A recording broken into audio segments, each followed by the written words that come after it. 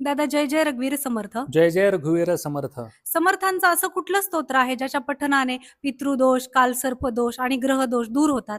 खूप सुंदर प्रश्न आहे की समर्थांचं 5वं भीमरूपी स्तोत्र हे सर्वांसाठी वरदान आहे. याच्या पठणाने सर्व दोष आपले नाहीसे होतात.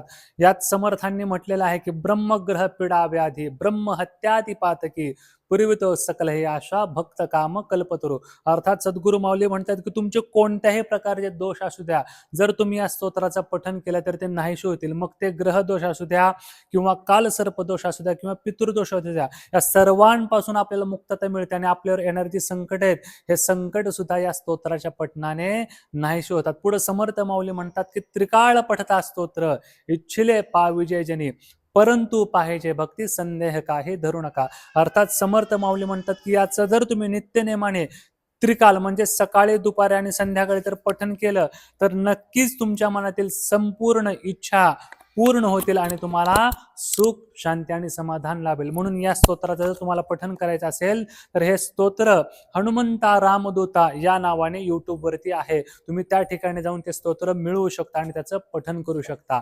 जय जय रघुवीर समर्थ.